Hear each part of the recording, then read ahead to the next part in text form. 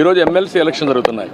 అలాంటి MLC election జరిగేటప్పుడు code of conduct ఉంది, మీరు రావడానికి వీలు లేదు అని స్పష్టంగా చెప్పిన తర్వాత దాన్ని వైలేట్ చేసి వెళ్ళడం, వైలేట్ చేసి వెళ్ళి మార్కెట్ కమిటీలు ఇవన్నీ చేయడం, చేసిన తర్వాత మళ్ళీ పోయి మాకు సెక్యూరిటీ ఇవ్వలేని కంప్లైంట్ చేయడం.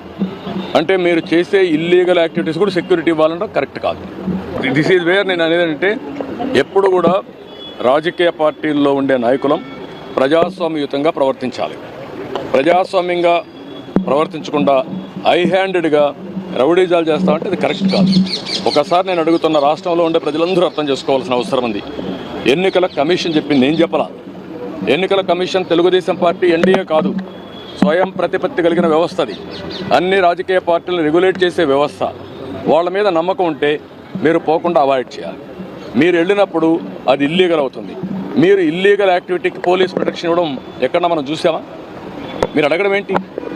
నువ్వు పోయిందే హై హ్యాండెడ్గా ఇల్లీగల్ యాక్టివిటీ చేసినప్పుడు నాకు పోలీసులు కూడా రావాలన్నా వెనకాలంటే రేపు రాబోయే రోజు నువ్వు నేరాలు చేస్తానంటే పోలీసులు చూస్తూ నీ దగ్గర రావాలన్నా?